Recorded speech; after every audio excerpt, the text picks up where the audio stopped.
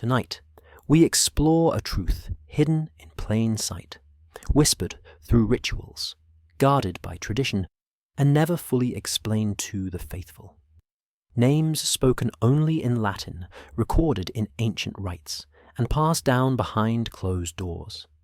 Names that did not begin with Christianity at all.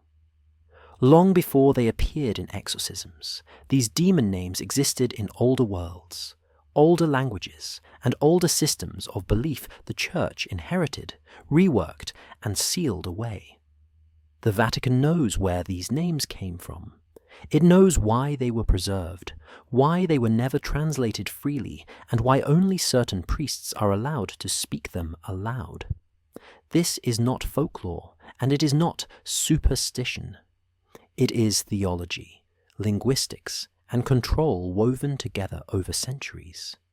Beneath Rome, beneath doctrine, beneath silence, lies a record of how ancient gods became demons, how rival spirits were renamed as enemies, and how power was redefined through language itself. Before we go any further, take a moment to like the video and subscribe, because once you understand where these names truly come from, you will never hear them the same way again. There is a kind of confession the Vatican almost never makes out loud. It is not spoken from a balcony.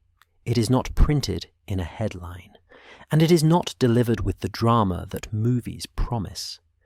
It is written in the quietest places, behind closed doors, in ink that was never meant for strangers. When the Church wants something remembered, it builds monuments. But when it wants something handled, it builds procedure, and it asks for silence. Exorcism lives inside that silence. The public imagines shouting, bodies thrashing, and holy water splashing across a room. The real Catholic practice is far more controlled, slower, and often painfully ordinary. It begins with permission, because a priest cannot decide to perform the solemn rite on his own. Under canon law, a bishop appoints an exorcist for a diocese, and that appointment comes with strict limits, discretion, and the duty to avoid turning a wounded person into a spectacle. In the Diocese of Rome, this hidden work became closely associated with Father Gabriele Amorth, a priest appointed an exorcist in the year 1986.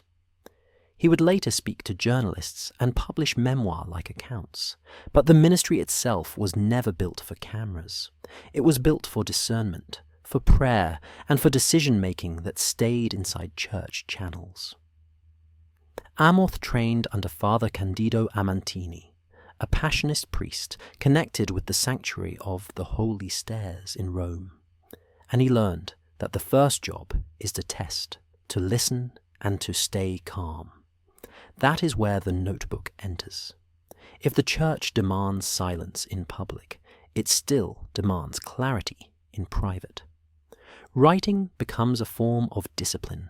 Names, dates, reported symptoms, prayers used, the presence of family, the advice given, the referrals made to doctors or psychologists, and the outcome, all of it recorded. Not to prove the supernatural, but to protect everyone involved. A written record can show that the priest did not rush, did not blame illness on demons, and did not use the rite as theatre for crowds. Here is the tension that shapes this entire investigation. The Vatican teaches that evil is real, but it also knows how easily panic spreads. It warns against superstition. It urges careful evaluation, and it tries to keep the rite from becoming a circus. That is why the official texts are controlled, and why bishops can limit what an appointed exorcist may say. Silence is not just a habit.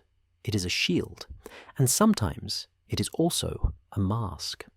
So when an exorcist writes everything down, he is doing more than taking notes. He's leaving a trail inside an institution that survives by controlling what becomes public knowledge. If patterns repeat, if the same fears return, if the same methods are approved again and again, The notebook becomes a quiet archive, not a book of horror, but a record of how the Church admits the darkness and still insists on managing the story about it. If you ask most people what an exorcism is, they will picture a movie scene, a priest shouting Latin over a shaking body, a demon announcing its name, and a room bursting with chaos. That image is loud, and it sells tickets. But the Catholic Church does not define exorcism as a show, and it does not treat it like folk magic. In Catholic language, an exorcism is a regulated prayer of the Church, a liturgical action carried out under authority, meant to ask God to free a person or a place from what the Church calls demonic influence. The first ground rule is simple. Not every frightening event is possession, and not every prayer is an exorcism. Catholics pray for protection every day in the Lord's Prayer, in blessings, and in prayers said at home. Those prayers are normal and open to anyone. The solemn rite of exorcism is different. It is reserved to an ordained priest who has been given explicit permission by his bishop. This is echoed in modern canon law, which warns priests not to attempt the rite without that mandate. The point is control, because a reckless ritual can harm the person, the family, and the community. The second ground rule is discernment, which means testing before acting. Catholic guidelines urge priests to be cautious, and they warn that illness can imitate what people think is spiritual attack. In practice, many dioceses consult physicians and mental health professionals when a case is unclear, because the Church does not want prayer used to replace treatment. The goal is not to shame belief. The goal is to protect the vulnerable. A teenager hearing voices, a person suffering seizures, or someone trapped in severe anxiety can be harmed if they are labelled possessed too quickly. The third ground rule is that the rite is a text, not improvisation. In the Latin Church, formulas for exorcism were standardized in the Roman ritual, and a major edition was issued in the year 1614. This created a stable framework with psalms, scripture, prayers, and commands arranged in a controlled order. The priest does not invent lines like a spellcaster. He follows words approved by the Church, and he is warned to avoid curiosity, drama, and anything that turns suffering into a performance for outsiders. So when the Church says exorcism, it is speaking about oversight and restraint. The bishop authorizes, the priest investigates, and the rite is used only when there are serious reasons, not just rumors, fear, or internet stories. The Vatican and local dioceses rarely publicize cases because confidentiality matters, and publicity invites imitation and panic. Yet the rules themselves are a quiet confession. Evil is taken seriously, but so is the danger of self-deception, and the line between the two is guarded by permission, procedure, and the decision to stay silent. That is why the real story is never in the shouting. It is in the rules, the files, and the notes kept in Rome. Before there was a movie version of exorcism, there was a manual. Not a secret grimoire, not a collection of folk charms, but a church book meant to keep fear inside strict walls. When people hear the word exorcism, they imagine shouting and chaos. But the Latin Church has long treated it like a regulated act of worship, something that must be supervised, written, and restrained. The key to that restraint is the Rituale Romanum, the Roman ritual. To the Vatican, this book is not just tradition. It is a boundary line, saying what a priest may do, what words he may use, and when he must stop and seek authority. It is where the Church tried to turn a frightening mystery into a procedure with limits and accountability. The roots go back to the earliest centuries of Christianity. In the New Testament, Jesus is shown commanding spirits to depart, and the early Church read those passages as proof that evil could be confronted through prayer. At baptism, candidates renounced Satan and were blessed, and these prayers of protection became a normal part of Christian life. Over time, certain ministers were assigned to assist bishops with these prayers, and an office known as Exorcist existed among the minor orders in the Western Church for many centuries.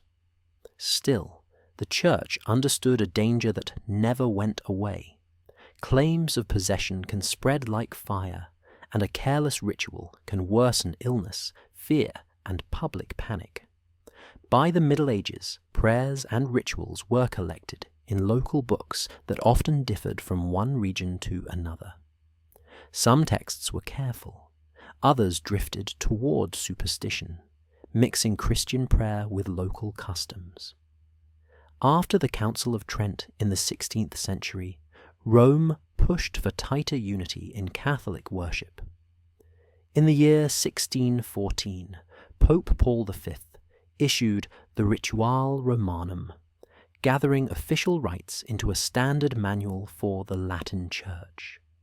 Within it, the section on solemn exorcism gives a controlled framework, built from psalms, gospel readings, and direct commands spoken in the name of Christ.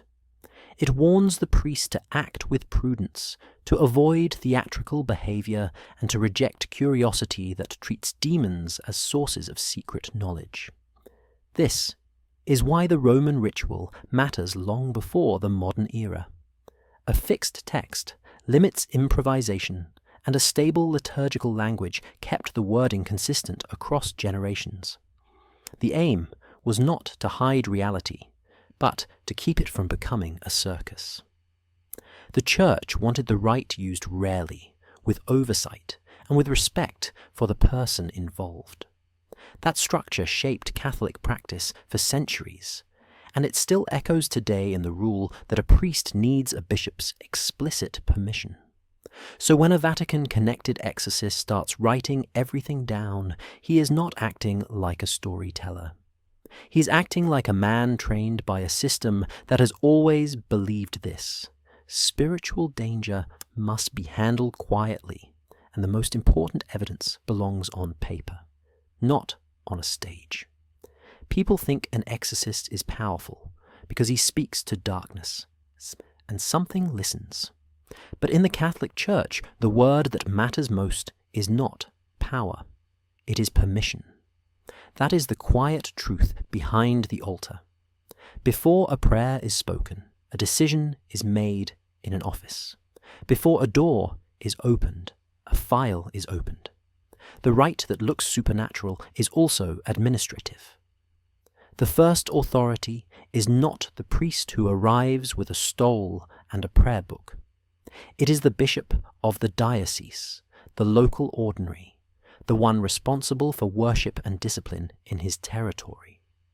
A priest cannot simply decide to perform the solemn rite of exorcism because someone begged for it, or because a case sounds dramatic.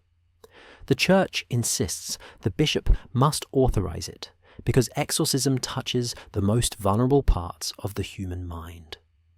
When fear takes over, people can misread illness as possession, grief as a curse, and trauma as proof of something supernatural. Modern church law makes this rule explicit.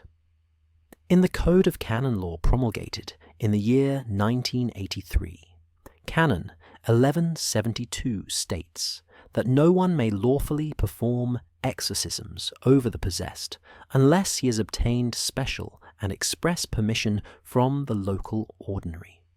It also says the ordinary is to give this permission only to a priest who is pious, learned, prudent, and of upright life. Those words sound spiritual, but they function like qualifications. They exist to filter out the reckless and to prevent improvisation when fear is high. That is why the work becomes bureaucratic as well as spiritual. There are interviews that feel more like counseling than confrontation. There are written notes that track symptoms, stress, sleep, substances, and family history. There are consultations with doctors or psychologists when signs could have natural causes. There are rules about privacy, because the person is not a stage prop. In many places, the exorcist is told to avoid crowds, avoid recording devices, and avoid public talk. The rite is treated as confidential pastoral care, not a public event. This administrative layer also protects the institution. If a priest acts without authorization, the bishop can stop him. If a case turns into public chaos, the bishop can close the door. If a rumor spreads, the bishop can deny it without exposing the person. Silence becomes easier when the process is controlled. Even when an exorcist becomes famous, he is still operating under a mandate that can be limited or withdrawn. The priest is accountable, and the bishop carries the responsibility.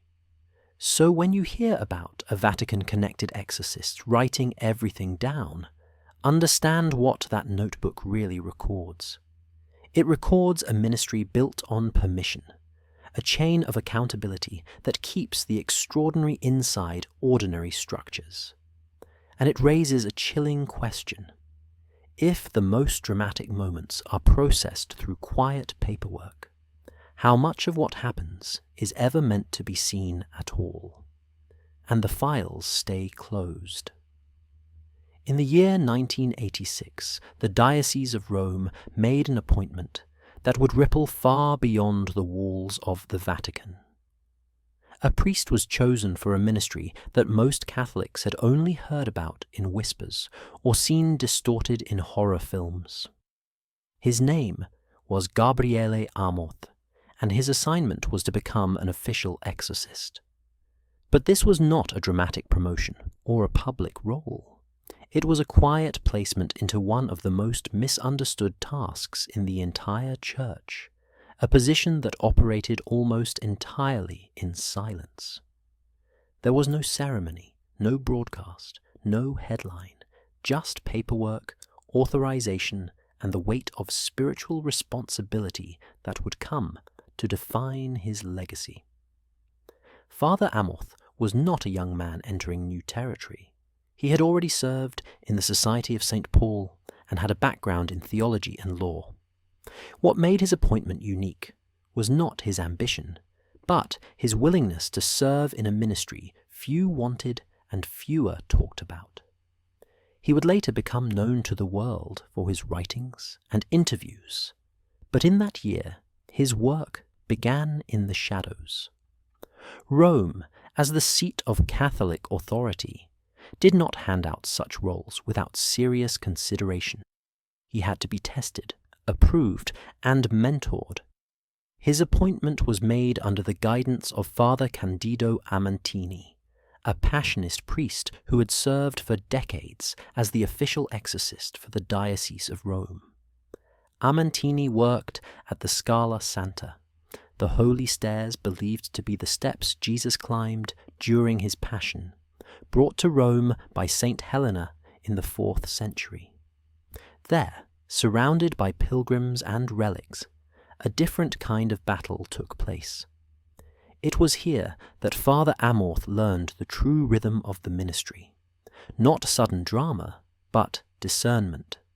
Not shouting matches with demons, but long hours of prayer, interviews, and spiritual reading. The training was not flashy, but deep. Rome itself added another layer.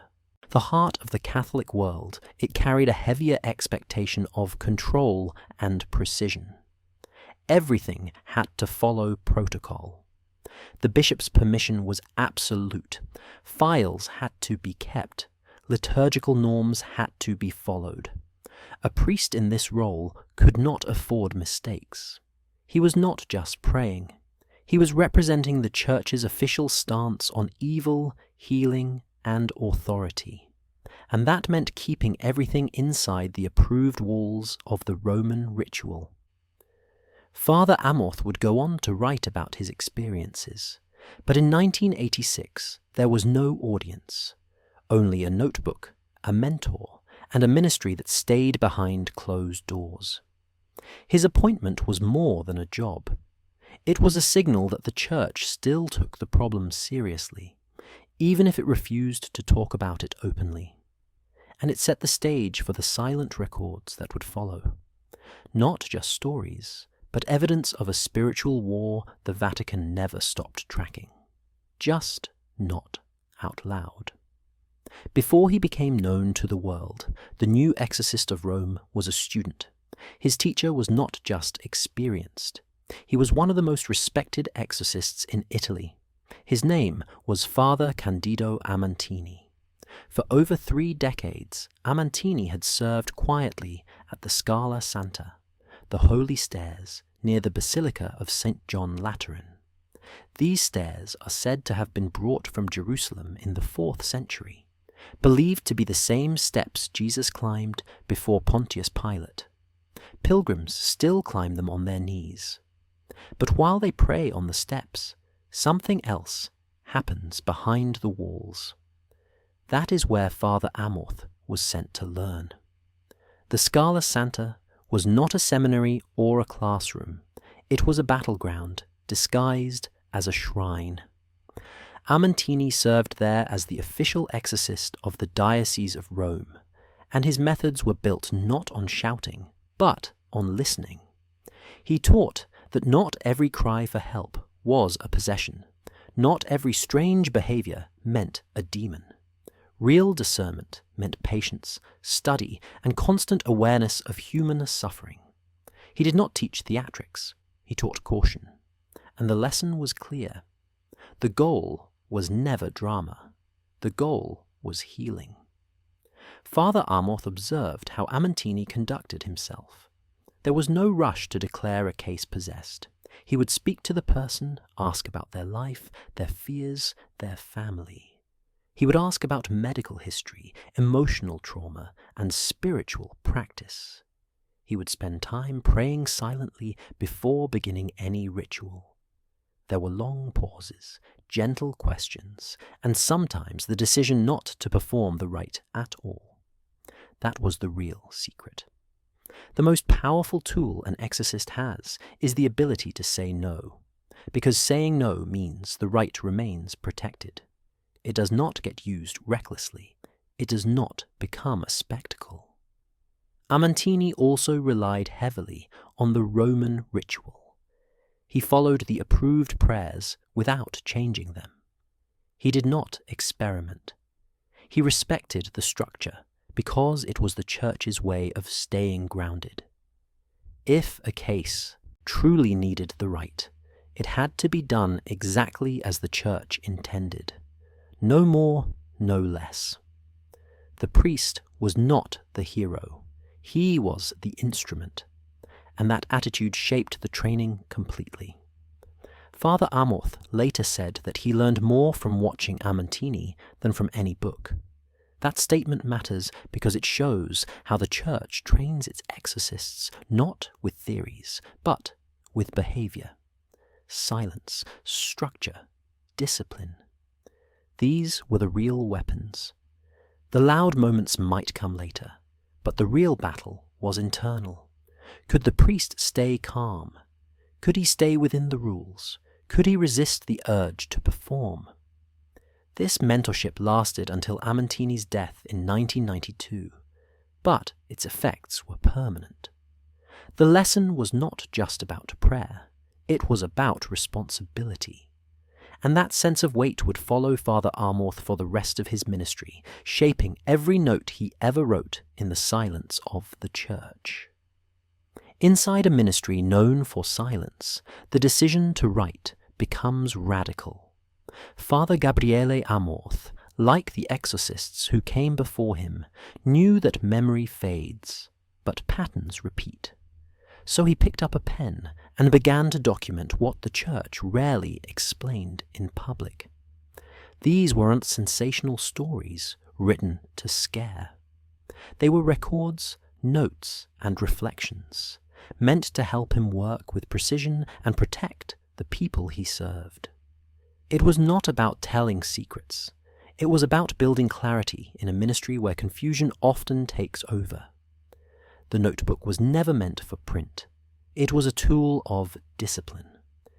In it he recorded names, dates, symptoms, prayers used, family backgrounds, and results over time. He tracked when the same spiritual issues returned, when certain habits opened people up to fear, and when medical explanations provided more relief than ritual. This writing was not creative. It was pastoral. The church required exorcists to act with care, and that meant creating a personal archive of what worked, what failed, and what remained mysterious. When the public wants to see a battle, the priest sees a pattern. Father Amorth did not invent the practice of keeping notes. It echoed the quiet habits of clergy across the world. Priests take notes after counseling, during confession, and when offering spiritual direction. In exorcism, where mental health and spiritual warfare can blur, notes become a kind of shield. They prevent exaggeration, they anchor memory, and they create continuity between cases. In time, these notebooks become a map, a way to identify what may be spiritual distress versus emotional trauma, a way to trace the border between belief and behavior. By writing everything down, Amorth was also protecting the rite itself. The church teaches that exorcism must be handled with strict discernment. If a case fails to improve, or if harm results from improper action, the priest must be able to show that he followed the rules. A written record helps confirm that. It also builds accountability in a ministry that often cannot be verified in public. When the church investigates miracles, it demands documentation. The same quiet demand lives inside exorcism. No matter what the public believes, the paperwork must still exist. These notebooks were not written in fear. They were written in service. Amorth understood that every case brought a person to him who was afraid, isolated, or misunderstood. His job was not to decide if demons were real in every instance. His job was to listen, to respond, and to respect the limits of what the church allows. Writing helped him remember each step clearly, and over time those pages told a different kind of story. Not of horror, but of burden. The burden of being trusted with silence. The burden of saying yes or no. And the burden of knowing that even when no one speaks about the reality of evil, someone still has to keep track of what it leaves behind. The first lesson most exorcists learn is not about demons. It is about people.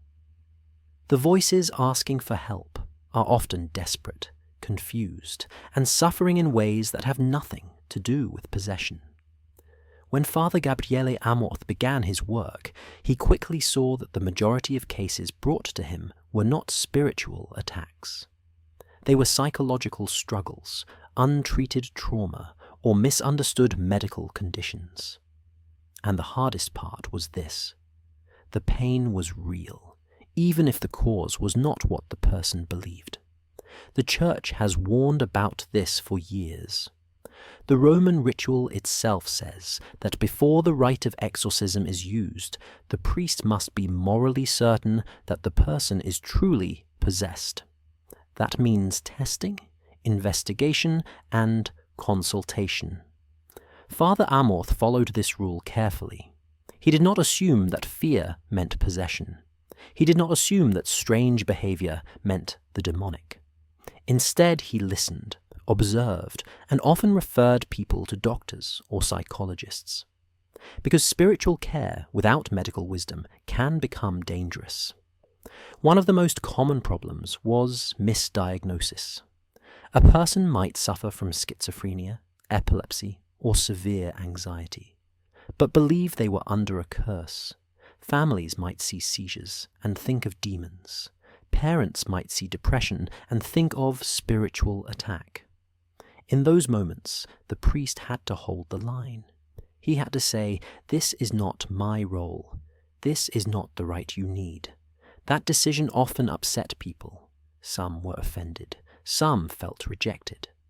But the Church teaches that truth matters more than expectations, and the exorcist is not there to perform. He is there to discern. This is why Father Amorth took notes. The symptoms, the behavior, the context. All of it was written down to help him make informed decisions.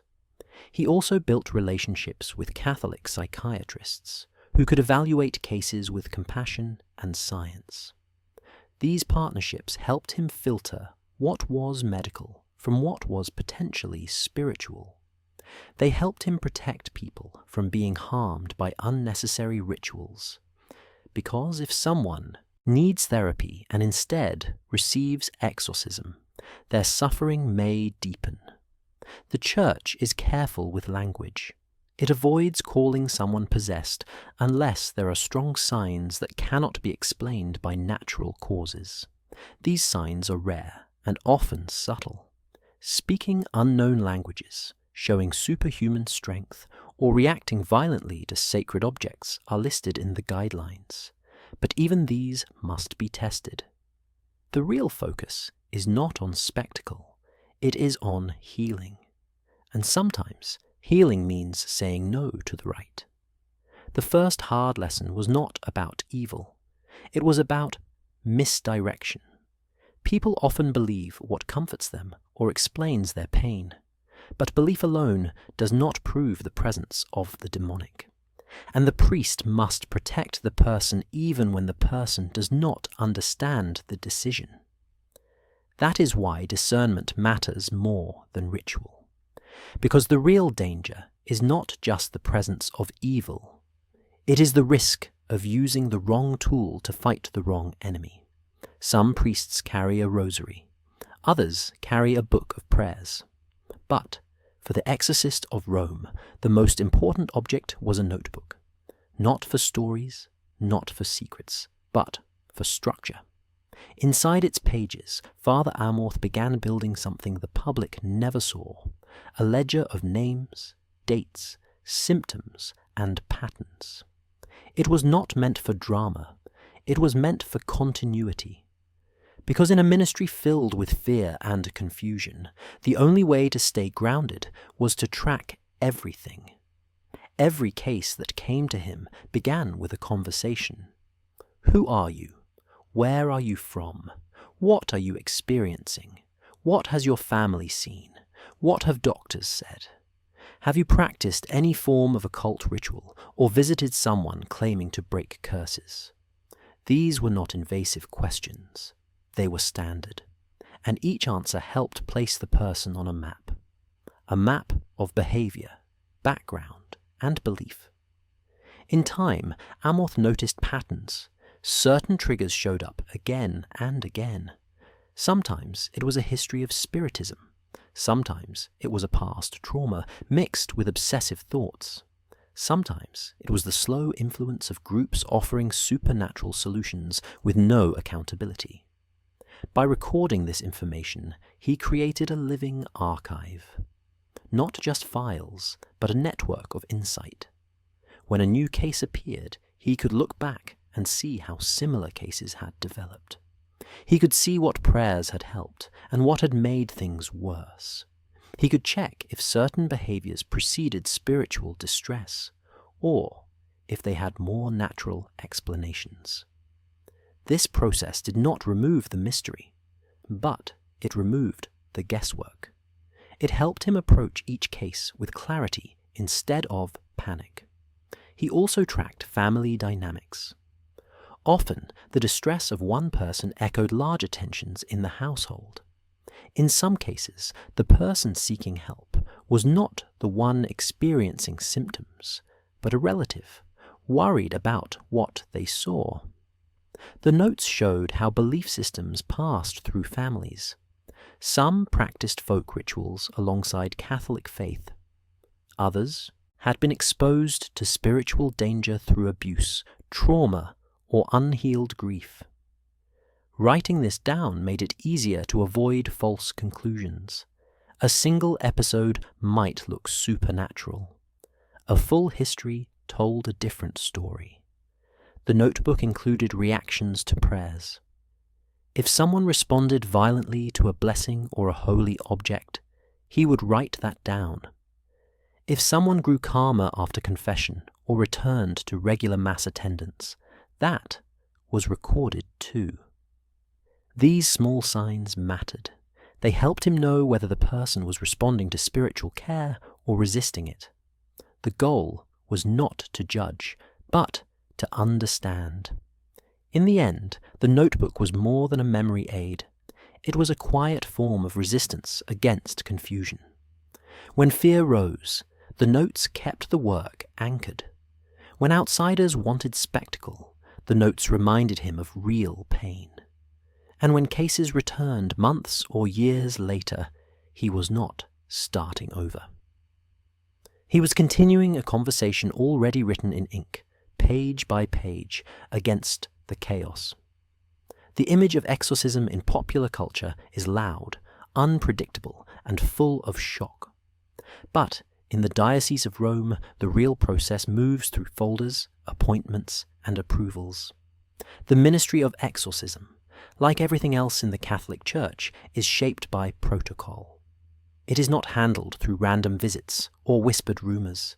It is filtered through institutional order. And that order begins not in a chapel, but in an office. When someone believes they are under spiritual attack, they do not go straight to an exorcist. In most dioceses, including Rome, the request first goes to a local parish or diocesan office. From there, it is evaluated. Is the person baptized? Are they practicing the faith? Have they sought medical help? Is there any history of psychological care? These are not obstacles, they are protections. Because the Church understands that a chaotic response can make suffering worse. So the case is reviewed. Sometimes that review leads to a referral. Other times it ends with counseling or medical advice. Only a small number move forward to the appointed exorcist. Even then, it does not begin with the ritual. It begins with a meeting. A quiet, often ordinary conversation. The exorcist listens, observes, and takes notes. He might speak to the person's family, pastor, or doctor. He schedules follow-up visits, checks for signs of natural causes, and documents everything. This is where the Church's structure becomes clear. The priest is not free to act on impulse. Every step is done with care and approval. If the signs suggest spiritual influence, he must then ask the bishop for formal permission to perform the rite. These steps are not meant to delay. They are meant to prevent harm. The bishop's office reviews the report. In many cases, they may also consult other clergy or professionals. The final decision rests with the bishop. If he grants permission, the exorcist follows the ritual exactly as written. The prayers are not improvised. The setting is controlled, and the person's privacy is guarded at every stage. This process also explains why the public hears so little. The Church avoids publicity because it can attract instability. When a case becomes known, people begin to invent or imitate symptoms. The ministry then shifts from healing to managing hysteria. That is why Rome's diocesan guidelines remain internal. Even when an exorcist becomes known by name, the details of his work remain inside the protocol. Files are kept. Appointments are scheduled without drawing attention, and no ritual takes place without written approval. What sounds supernatural to the outside world is processed through the same channels that govern marriage records, annulments, and pastoral assignments. It is paperwork. It is oversight. It is confidentiality. This is not a flaw. It is a sign that the Church sees exorcism as serious and risky. So when people imagine exorcists as lone heroes fighting invisible enemies, they miss the truth. The real battle is also administrative, and the Church wants it that way: quiet, controlled, and always under the watch of the bishop's seal. For centuries, the Church used the same text for exorcism. That text was the Roman ritual of 1614, written in Latin and unchanged through modern history. But by the end of the 20th century, the Church decided it was time to revise it. In the year 1998, after years of internal debate, a new version of the rite was officially approved. It was then formally released in 1999. For the priests already serving in this ministry, especially those trained in the older form, the change was not just liturgical. It was personal. It meant learning a new structure while holding onto the same ancient responsibility. The new rite was called De Exorcismis et Supplicationibus Quibus Dam. It was part of the post-Vatican II effort to update the Church's liturgical books into clearer language and more accessible form. But exorcism presented special challenges. The Church had to balance modern pastoral care with the weight of tradition. Critics were afraid that too much would be lost. Supporters argued that clarity and caution were more important than dramatic language. The final result was not a complete replacement, but a revised structure that kept continuity with the past while adding new prayers, updated instructions, and theological warnings. For exorcists like Father Amorth, this shift came with tension. He had spent years using the older Latin rite and believed strongly in its effectiveness. When the new version was introduced, he expressed concern that it removed some of the direct language used to confront evil. He also worried that it was written by theologians who had little experience with real cases.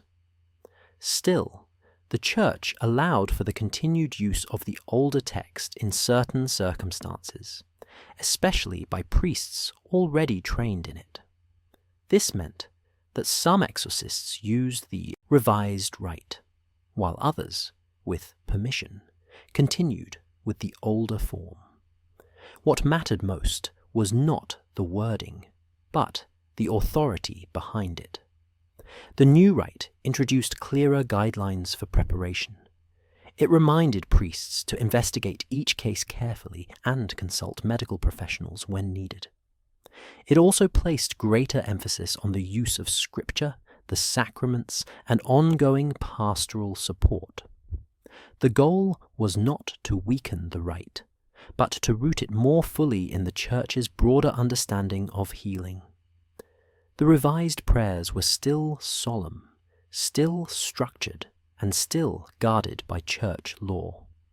The bishop's approval remained mandatory, and the priest remained a servant, not a performer. This moment in 1999 showed how the Church moves slowly, even when change is needed. It does not rush to meet public pressure. It reforms from within, based on long discussions, theological study, and the lived experience of its ministers. The revision of the rite did not erase what came before. It added another layer to the tradition. For exorcists, it meant learning again how to speak with authority, even when the words had changed. And in Rome, the notebook continued. The cases kept coming, and the Church kept insisting that even in mystery there must be order. In a world where almost every church prayer is now available in dozens of languages, one ritual still holds tightly to Latin. the rite of exorcism.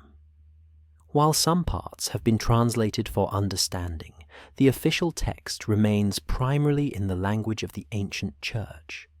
This is not an accident. It is a boundary, a way to keep control over something too often misunderstood. Latin is not just tradition. In this case, it is protection. The Church knows that exorcism, when taken lightly, can lead to confusion, harm, and superstition. That is why access to the full rite is restricted. Only priests with explicit permission from their bishop are allowed to use the complete official prayers. That permission must be written. It must be specific. And it comes with expectations of training, spiritual maturity, and obedience to church guidelines. One reason Latin still matters is consistency. Across the world, the Church needs a single version of the rite that does not shift depending on region or culture. Latin allows a priest in Rome, a priest in Africa, and a priest in South America to follow the same wording, the same sequence, and the same theological clarity. It avoids confusion in translation and keeps the focus on the spiritual authority behind the words, not just the language itself. That is why the Vatican insists that even when a translation is used for understanding, the priest performing the rite should know the Latin original. It is not optional. It is part of the discipline. Another reason is containment. The rite is not meant to be memorized by the public or downloaded as a curiosity. The Church does not want unauthorized use. It doesn't want someone with no training reading it over another person and believing they are performing an exorcism. That can lead to psychological harm, false hope, and even physical danger. By keeping the text in Latin and restricting access, the Church places a strong gate around one of its most serious rituals. This gate is not to hide power, it is to prevent abuse. Father Amorth defended the use of Latin strongly. He believed the language itself had power, not because it was magical, but because it was the language of the Church's authority. He argued that demons understood it clearly and reacted when the words were spoken with faith and precision. Whether or not the language itself has any supernatural effect is not the point. The point is control. Latin ensures that the ritual is carried out by someone properly trained, properly appointed, and properly aware of the danger involved. This is why the Vatican does not promote the rite in public and does not print it widely. It is not meant for display. It is meant for moments of real spiritual need, under conditions set by the Church, with words guarded by time. In a church that adapts to every language on earth, Latin still holds the line. And behind that line, the rite remains a discipline, not a drama. Reserved, restrained, and never to be used without permission. Not every spiritual struggle calls for an exorcism. This is the distinction that many people miss, and one that every trained exorcist must carefully preserve. In the Catholic Church, there is a clear line between what is called deliverance prayer and what is formally known as the rite of exorcism. They are not the same. One is a general form of prayer that can be offered by any priest or even lay people in some cases. The other is a solemn and highly restricted ritual that only a designated exorcist with express permission from his bishop is allowed to perform. That boundary matters. And it is this boundary that Father Amorth guarded closely through his notes. The term deliverance refers to prayers asking God to free someone from spiritual trouble, temptation, or oppression. These prayers are often simple, informal, and rooted in Scripture. They are not magic. They do not involve rituals or formulas. They are used in confession, spiritual counseling, or even personal prayer. A priest might place his hand on someone's shoulder and pray for peace or protection. A parent might pray for their child. These moments can be powerful, but they do not carry the same liturgical weight or legal restrictions as the rite of exorcism. The solemn rite of exorcism, on the other hand, is an official act of the Church. It is reserved for extreme cases where a person is believed to be truly possessed by a demonic force. That judgment must come after deep discernment, medical evaluation, and spiritual testing. When the rite is used, the priest must follow the approved ritual exactly. He speaks in the name of the Church, using prayers authorized by Rome, invoking the power of Christ, and commanding the spirit to depart. The language is firm, the procedure is fixed, the danger is real. Father Amorth's notes carefully marked this distinction. He would often write when a case was not serious enough for the rite, but still required spiritual care. These were not dismissed as fake. They were treated with pastoral respect. But he made sure to protect the person from receiving a ritual they did not need. Because misusing the rite can damage people. It can create fear, deepen trauma, or make someone believe they are beyond help when they are not. The boundary between deliverance and exorcism is not just theological, it is ethical. The Church has also warned about confusion in this area. Some groups, especially outside the formal Catholic structure, promote dramatic deliverance sessions that look like exorcisms, but lack oversight and training. The Vatican strongly discourages this. When prayer becomes performance, people get hurt. That is why the distinction must be taught, documented, and respected. The priest must know when to speak and when to refer, and his notes help track that decision. Deliverance prayer and exorcism are both responses to suffering, but they are not interchangeable. One invites comfort, the other confronts something darker. That difference is what keeps the Church grounded, and it is why the notebook remains one of the most important tools in the exorcist's hands. Not to tell stories, but to keep the line from being crossed, for the sake of the people and the integrity of the rite. The more silence surrounded the work, the louder the world outside became.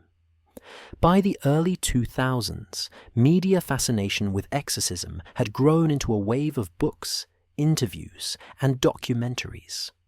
Movies painted the ritual as violent and theatrical. Television shows blurred the lines between faith and fantasy. Reporters came looking for quotes. Some came looking for proof. Others came looking for a story they could sell. But inside the walls of the Church, the priest knew that what they wanted and what really happened were not the same.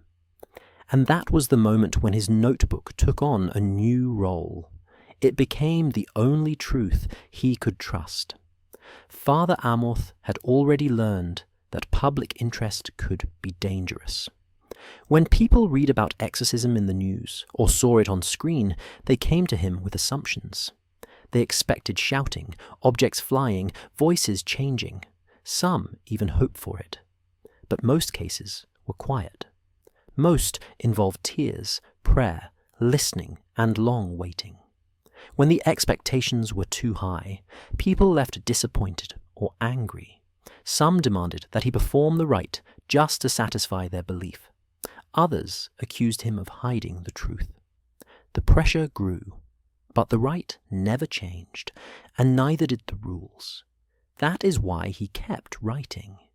Every visit, every symptom, every reaction. The more distorted the public image became, the more detailed his records became. Not because he wanted to prove anything to the world, but because he needed to protect the ministry from fiction. His notebook held facts, not headlines, Not exaggeration, just what happened, when it happened, and what it meant. And for a ministry based on discernment, that record was everything. The church itself remained cautious. Rome did not release statistics or publicize exorcisms. Bishops avoided speaking on the subject unless necessary. The official guidelines discouraged interviews and reminded priests that confidentiality was part of their duty. But even with these boundaries, the interest kept growing. When Father Amorth began writing books about his experience, he did so not to dramatize, but to correct. He wanted people to know that the rite was real, but not like the movies. He wanted people to understand that the devil was not a joke, but neither was every shadow a sign of possession. He walked a careful line between witness and silence. And even then, he returned to his private notes, because they were never for show. Public curiosity is not evil, but when it seeks entertainment instead of understanding, it can harm people. That is why the church remains so guarded. And that is why the priest behind the rite must stay anchored in what he knows. For Father Amorth, the ministry was not shaped by media. It was shaped by memory, his own, written down page by page for the sake of truth. Not the public kind, but the kind that matters when you are the only one in the room. Holding a pen, watching someone suffer, and choosing to listen instead of perform. For centuries, the work of exorcism was solitary. One priest, one case, one decision at a time. There were no manuals, no formal training programs, and no shared network.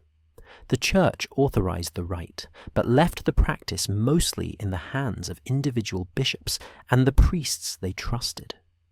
This meant that most exorcists worked alone, guided only by tradition, personal notes, and quiet mentorship. But by the end of the 20th century, that began to change. The priests who carried this hidden ministry started to find each other. And from that quiet connection, a new structure began to take shape. In the year 1990, a group of Italian exorcists gathered in Rome to share their experiences. The meeting was small, but the need was clear. Many of them were facing similar questions. How do you distinguish possession from mental illness? How do you apply the revised rite correctly? How do you train new priests? How do you respond when the public misunderstands what the church actually teaches? These questions had no central answers, so they began to build something together, a place for training, dialogue, and accountability. That small group became the foundation of the International Association of Exorcists. Father Gabriele Amorth was one of its most active founding members. He believed strongly that exorcists needed to speak with each other, not to trade secrets or compete, but to support one another and prevent errors. When a priest works in isolation, he can become overwhelmed, confused, or even prideful. But when exorcists communicate, they begin to notice patterns. They correct misunderstandings. They grow stronger as a body. The association began holding regular conferences. Priests from across the world attended to study together, listen to lectures, and ask questions they could not ask anywhere else.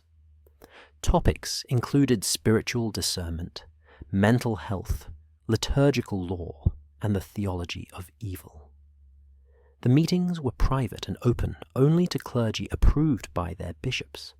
This protected the integrity of the discussions and kept the focus on service, not attention. In June of the year 2014, the Vatican officially recognized the International Association of Exorcists. The approval came through the Congregation for the Clergy, and it gave the group formal standing within the structure of the Church. This recognition did not change doctrine. It did not expand authority, but it gave the association a voice and a place in the larger body of Catholic life. It meant that exorcists were no longer invisible or disconnected. They were part of something real, accountable, and united. This shift matters because it shows how the Church balances tradition with adaptation. The rite itself remains ancient, but the way priests are trained and supported continues to grow. The Brotherhood of Practitioners does not seek fame, it seeks clarity. And in a ministry where confusion can be dangerous, that clarity saves lives.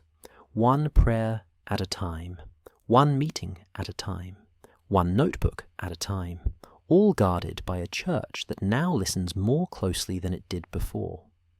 By the early 2000s, the church faced a new kind of problem. More people were asking about exorcism, but fewer priests knew how to answer. Older exorcists were retiring or passing away, and younger clergy often had little to no experience with the rite. In many cases, seminarians received no training at all in spiritual warfare or discernment of possession. The ministry risked becoming a forgotten corner of pastoral care. That silence could not continue. So in the year 2004, something new began in Rome. A course, not secret, not dramatic, just careful, serious, structured formation for the next generation of exorcists. The course was launched at the Pontifical Regina Apostolorum University in collaboration with the Sacerdos Institute.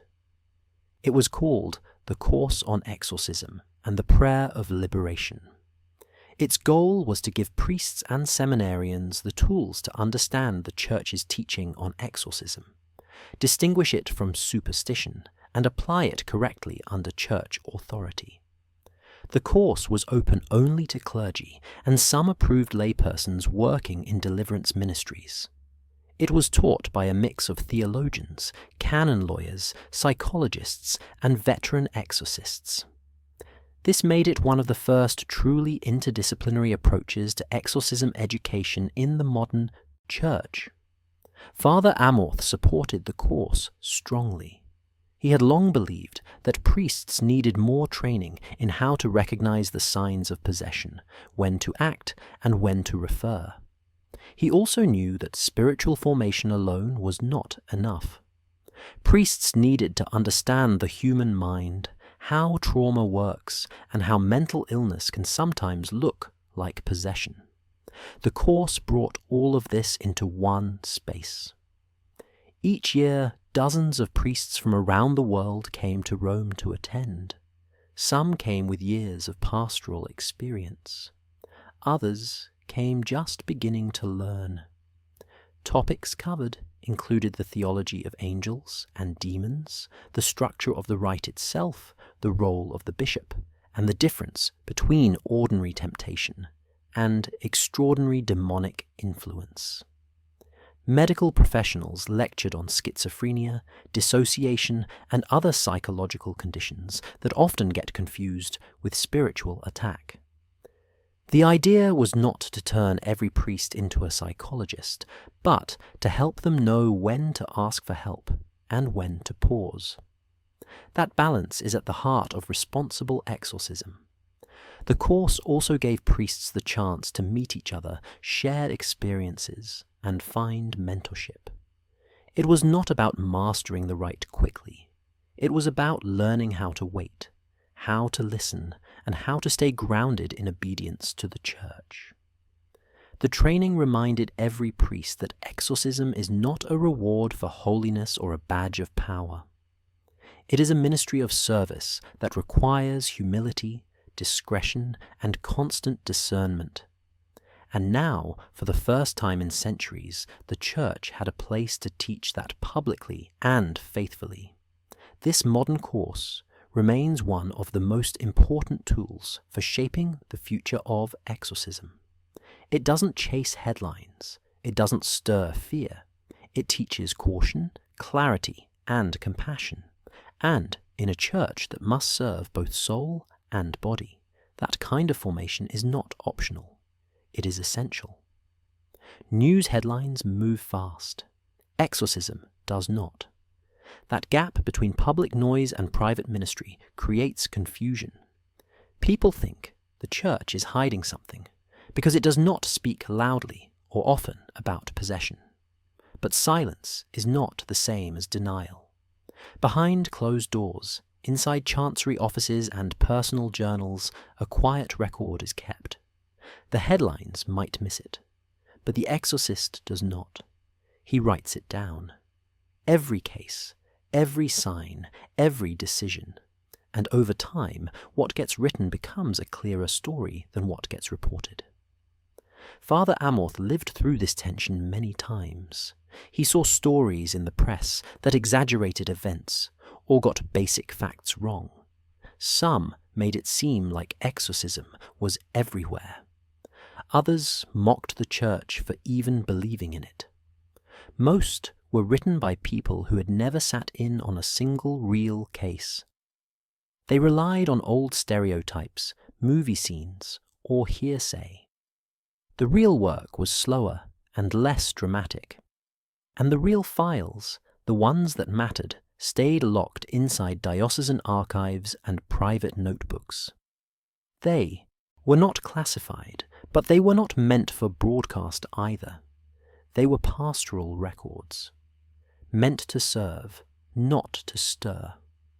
The Church does not publish annual reports on exorcism. There are no global statistics, no press briefings, no public database. This frustrates journalists and researchers, but it protects the people involved. Every case is a person. Every symptom is tied to a life, a family, a history. The priest may keep records, but they are written for memory, not for media.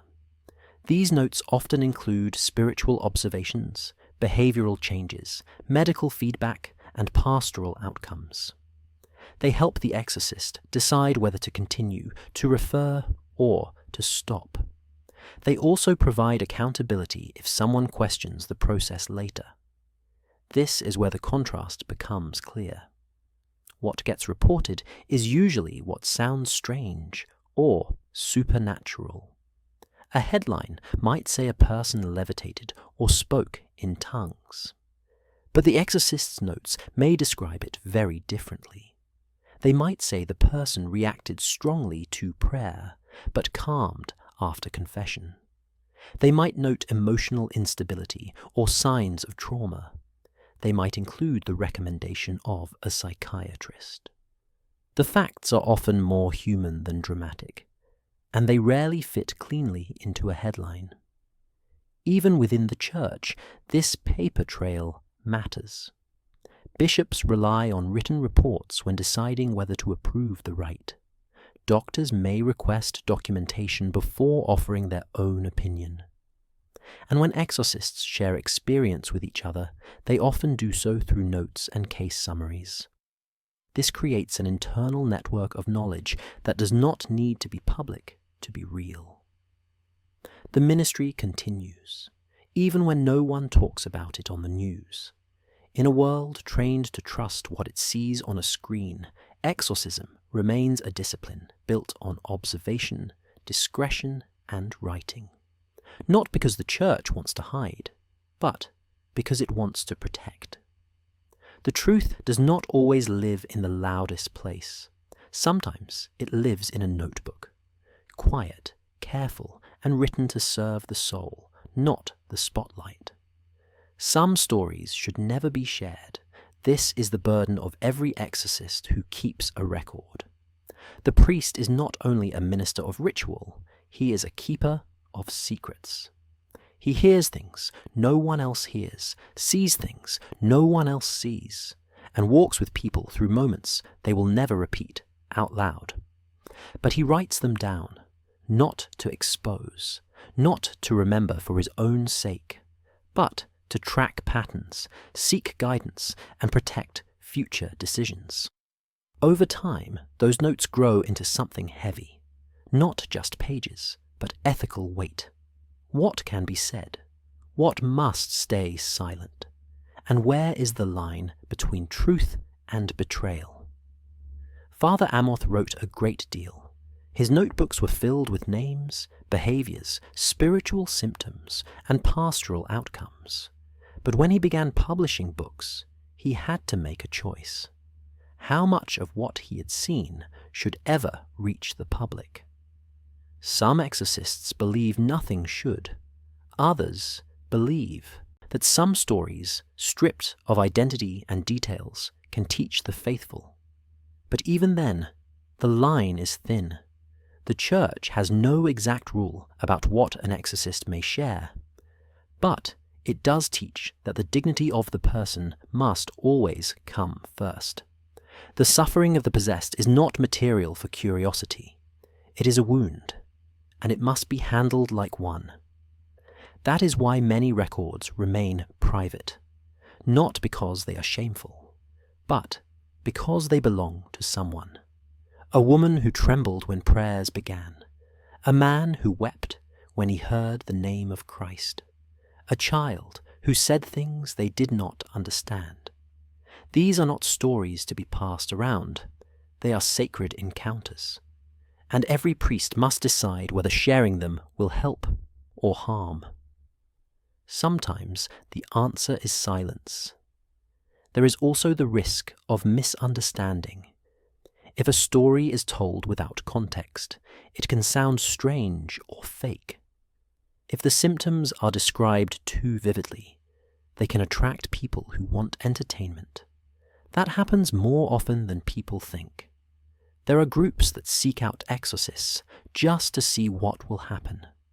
There are websites and social media pages that collect these stories like horror movies. The Church warns against this.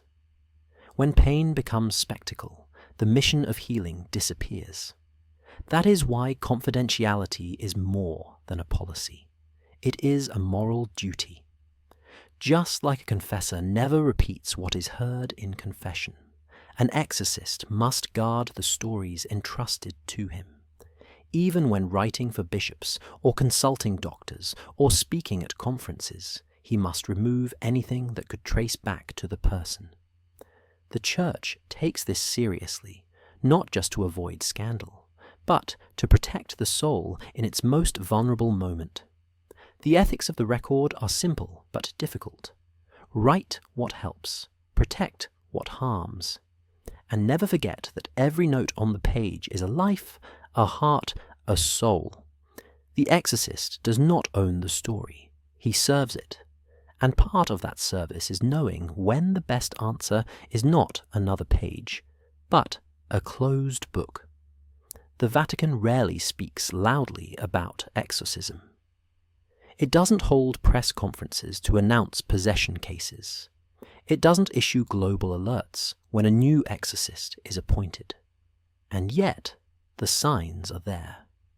Hidden in documents, in revisions, in new training programs. These are the Vatican's silent confessions. They are not about guilt. They are about recognition.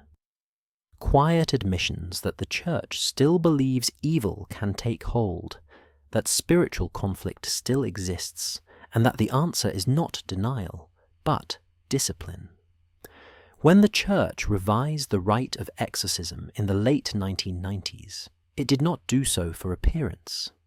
It did it because the old Latin version, while still powerful, needed clarity. It needed to be more accessible to priests who did not grow up reading Latin fluently. It needed pastoral instructions that could meet modern psychological challenges. And it needed to reaffirm the rite's place in the Church, not as folklore, but as sacramental action. The revision was not a loud gesture. It was a detailed, careful correction. That correction said more than any headline could. It said the Church is still watching, still listening, still responding. The Vatican also issued new rules for how exorcists are chosen. It reminded bishops that they must select priests who are mature, balanced, and deeply faithful. Not just anyone can perform the rite. The Church clarified again that a full psychological evaluation must be completed before any major decision is made. These rules are not shouted from pulpits. They are embedded in guidelines. But every time a rule is added or updated, it speaks. It says this ministry matters enough to be protected. And when something is protected, it means it is real. The same confession appears in the way the Church supports training. The course in Rome, launched in 2004, continues every year with the Vatican's approval. The International Association of Exorcists, officially recognized in 2014, meets regularly with clergy from across the world. These are not hobby groups. They are part of the Church's structure. And their very existence is proof that the ministry is active. The silence of Rome is not empty. It is full of motion behind the scenes. Some people want more. They want stories, numbers, public statements. But the Church knows that too much attention can lead to confusion or harm. That is why its confessions are made through action, not announcement. The rite is still in the liturgical books. The training continues, the appointments happen, the bishops receive the files, and the priests write their notes.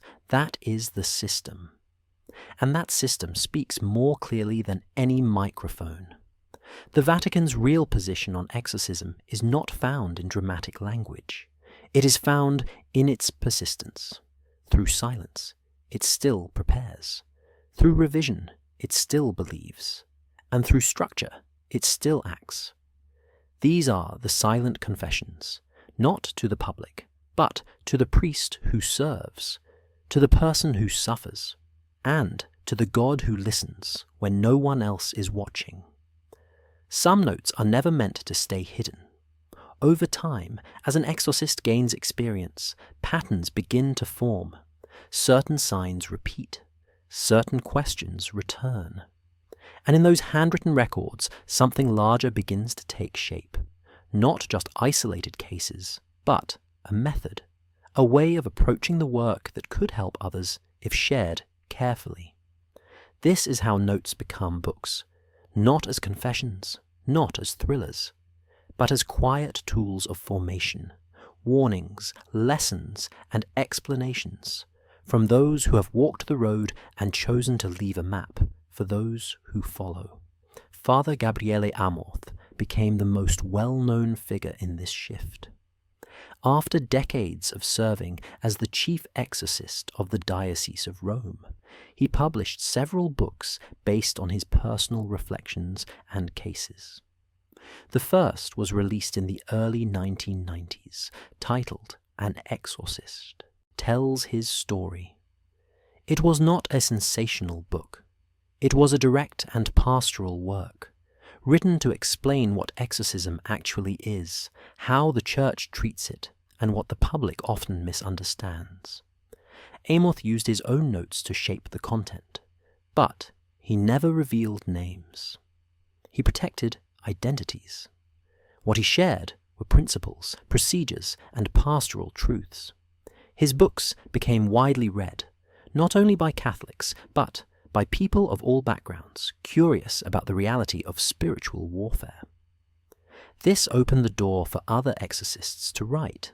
Some published in their native languages. Others wrote for clergy only. The goal was never to entertain. It was to offer guidance, especially in a time when misinformation about possession was spreading fast online and through pop culture. These books served as a counterbalance. They were not official church documents, but they were grounded in experience and aligned with church teaching. Even so, writing publicly about exorcism requires caution. Every author must decide what to include and what to hold back. The risk of misinterpretation is high. A story taken out of context can quickly become clickbait or conspiracy. That is why most of these books focus on the role of prayer, the importance of discernment, and the serious process required before the rite is ever performed. They describe symptoms in general terms, explain the structure of the ritual, and stress the importance of obedience to the bishop. They do not glamorize the devil, they emphasize Christ. Some bishops have supported these writings as part of broader education. Others have remained more reserved, preferring the ministry stay private. But the books continue to circulate because they meet a need. They answer the questions that most people are too afraid to ask. And they remind readers that the Church does not operate in superstition. It operates in structure. When a notebook becomes a book, it carries with it responsibility. It must be true, respectful, and faithful to the purpose of the ministry. That purpose is not fame, it is healing. The exorcist who writes does so not to elevate himself, but to clarify what others have distorted. And sometimes, one paragraph from a notebook can bring more clarity than a dozen interviews. Because it was written not to impress. It was written to remember what matters. Not every case ends with a clear answer. This is one of the hardest truths for any exorcist to accept. The ministry is not like a courtroom where evidence is weighed and a final verdict is handed down. It is a space where the spiritual and psychological overlap, where symptoms rise and fall in patterns that do not always follow logic. Some people come for help and find peace through ordinary means like counseling or confession. Others display signs that seem real but fade without the rite ever being used. And some cases stay unresolved, lingering in a place where no full explanation fits. These are the limits of proof, and the priest must learn to live within them. The Church does not teach that every strange behavior is demonic. It does not assume that suffering equals possession. That is why the process for evaluating a possible case of demonic influence is long and careful. It includes medical evaluations, psychiatric assessments, and long periods of observation. Even then, the decision to proceed with the rite of exorcism is not guaranteed. Sometimes, what looks like possession turns out to be untreated trauma, a neurological disorder, or even attention-seeking behavior. These are not false cases, they are simply human ones, and they deserve care without judgment. Father Amorth often spoke about this tension. He understood that the line between natural and supernatural is not always visible. That is why he kept detailed notes, not just on the dramatic cases, but on the quiet ones too. He wrote about prayers that brought comfort without requiring the rite. He recorded moments where the presence of Christ, offered gently, calmed a heart without confrontation. These outcomes mattered. They reminded him that the goal was healing, not spectacle. There were also the ambiguous cases, people who showed certain signs but not enough to be conclusive. They may have reacted to prayer or displayed strange knowledge. But without other symptoms, the Church would not proceed. These cases were monitored, counseled, and sometimes revisited after months or years. The exorcist had to stay open but cautious. He had to resist pressure from families or media to declare something as demonic when the facts did not support it. That patience is part of the ministry. And then there are the rare cases that resist all categories. No clear medical diagnosis, no obvious psychological trigger. But still, something persists. These are the ones that make it into the rite, where the full ritual is invoked and the priest steps into a spiritual conflict that cannot be seen. Even in these moments, the goal is not proof. It is relief for the person. The Church does not film these rites. It does not seek to document them for evidence. It treats them as private, sacramental acts of mercy. The limits of proof are not a failure. They are a recognition that the soul is more than science can measure. The exorcist does not walk into a case looking to win an argument. He walks in seeking the truth, however it may appear. And sometimes the answer is not proof. It is peace. Even if the cause remains hidden, the healing is still real. And that is what the Church continues to serve, one careful step at a time. When Father Gabriele Amorth died in September of the year 2016, he left behind more than just a title. He left behind a legacy built on handwritten notes, hard-learned lessons, and a voice that spoke plainly about spiritual warfare in a world that often prefers silence. His funeral was simple, but his impact continued to ripple through seminaries, dioceses, and the growing network of clergy now being trained in the ministry of exorcism. He had not invented the rite. He had not changed church doctrine. But he had helped the modern church remember that the enemy still works in silence, and so must the response. His books remain widely read across multiple languages. For many Catholics, and even non-Catholics, these texts were their first serious introduction to what the Church actually teaches about possession, deliverance, and the rite itself. His style was never dramatic for the sake of drama. He focused on process, on pastoral care, and on the Church's responsibility to act with both caution and faith. This grounded tone made it easier for bishops and priests to recommend his writings as reliable sources. Even years after his death, his explanations remain part of the conversation in training programs and theological discussions. The course on exorcism in Rome, which had started before his passing, continued to grow. In fact, his presence had helped shape it in the early years. Many of the clergy who now teach the course had worked directly with him, or had been influenced by his method of quiet discipline. His emphasis on discernment over theatrics, on listening over labeling, shaped how these priests would teach others. And as the course expanded internationally, so did the reach of his thinking. Without ever creating a formal school or writing a textbook, Father Amorth became a reference point for a generation of exorcists trained after 2016. Inside the Church, his memory also shifted how spiritual care was discussed. More priests began to recognize that spiritual attack does not always look like the movies.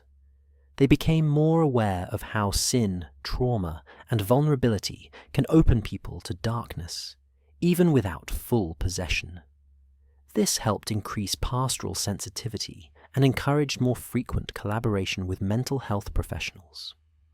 The notes he once wrote for himself now served as a quiet guide for others, trying to walk the same path without becoming lost in fear or pride. His legacy is also seen in how the Church continues to defend the rite, not by broadcasting it, but by refining it. Bishops now take greater care when appointing exorcists. Dioceses are more likely to offer spiritual support for priests engaged in the work. The International Association of Exorcists, which he helped shape, remains active and focused on unity and protection of the ministry. Father Amorth did not leave behind relics. He left behind memory, formation, and a voice that still whispers in the minds of those who now do the work he once carried alone. That is legacy, not fame, not spectacle, just faith, written in ink, passed from hand to hand long after the pen has been put down. The Church does not control evil. It does not guarantee that every case will end cleanly or that every prayer will bring peace. But what it does control is the structure around the fight. The Church controls who may speak, who may act, and how the right is used. That is not just theology, it is governance. The exorcist does not decide on his own to begin the ritual. He must receive explicit permission from his bishop. That authority is written into canon law, and every file, every report, every step taken inside a case is part of a system designed to prevent misuse, protect dignity, and preserve the Church's voice in matters of spiritual danger. This is not new. From as early as the 4th century, the Church has treated exorcism as a formal ministry, not a private gift. In the year 1566, the Rituale Romanum established clear liturgical norms for how exorcisms were to be done, who could do them, and under what circumstances. That document was not merely spiritual, it was administrative. It said clearly that exorcism was not magic and not improvisation. It was an official act of the Church, bound by obedience and order. This structure was not loosened with time. It was reaffirmed in the modern revisions of the rite, most notably in the year 1999, when the updated ritual was issued in Latin by the Congregation for Divine Worship. The Church also controls the content of the rite. The prayers are not to be edited. The structure is not open to personalization. Only the authorized text may be used, and only by a priest who has been granted faculties to do so. That is why the new rite is not sold in ordinary bookstores. It is printed under restriction, distributed to bishops, and given only to priests who are designated to use it. This is part of what the Church wants controlled, not to suppress the truth, but to protect it from distortion. The narrative, too, is shaped intentionally. Public statements on exorcism are rare. When they do happen, they are brief and measured. The Vatican does not publish lists of active exorcists. It does not confirm or deny specific cases. This silence is not neglect. It is policy. The Church knows that public attention can lead to sensationalism, fear, or even spiritual harm. By keeping the focus internal, the Church ensures that the ministry remains one of service, not spectacle. The files may contain disturbing accounts. The notes may document behaviors that defy medical explanation, but they are not shared because they belong to the people who suffered them. The outcome of a case is never guaranteed. Some find relief quickly. Others return over time. Some remain mysteries even after years of care. But, regardless of the result, the Church keeps control of the process. That control is its silent power. It allows the Church to act carefully, to protect the rite from misuse, and to make sure the ministry remains rooted in Christ, not in chaos. The priest may turn the page, but it is the Church that holds the book. Somewhere in a drawer, a box, or a locked cabinet, the final notebook rests, its pages worn, its cover creased, its ink faded only slightly. The handwriting is consistent, careful, disciplined. The words inside are not confessions. They are observations, prayers, warnings, and decisions. Each page represents a moment when someone believed the darkness had touched their life, and each line written by the priest was an attempt to understand, to respond, to serve. But the question remains. If the most important things were written down, who will read them? And why does it feel like no one is supposed to? The Church does not archive exorcism files in the way it does with canon law or encyclicals. Some dioceses keep detailed records. Others leave it to the discretion of the priest. There is no global vault where all cases are stored. Most notes are personal, handwritten by the exorcist himself, shared only with his bishop or a trusted advisor. Some are burned. Some are buried with him. Some are passed quietly to another priest when the ministry is handed down. But they are not published, not displayed, not read aloud. They remain silent, not because they are empty, but because they are sacred. Father Amorth's writings were carefully chosen before being turned into books. He never released full case files. He understood that privacy was not just protection for the person. It was part of the right itself. Possession touches the soul, and the soul is not meant to be on display. That is why, even after decades of recorded experience, most of what was truly seen will never be read by anyone. And maybe that is the point. The silence of the Church on these matters is not accidental. It is a decision, a spiritual boundary. The faithful are not called to be curious about evil, but to resist it. The purpose of the Exorcist is not to reveal the secrets of darkness, but to bring light in, without naming every shadow. Even the notebook, filled with real events and serious consequences, is not there to prove anything. It is there to guide, to protect memory, to ensure that one priest does not forget what was learned in prayer, in pain, in mystery. The last page does not always carry a conclusion. Many cases end without answers. Many prayers are said without visible change. But still, the page is turned, the final line written, and the pen set down. What remains is not certainty, but reverence, or knowledge that the ministry was never about solving puzzles. It was about standing between fear and faith, between despair and hope, and writing down what happened so that others might walk more wisely. And so the notebook closes. The question remains, who will read it? Maybe no one, maybe someone one day who understands that silence can carry more weight than words. Because when the Church does not speak, it often means it is listening.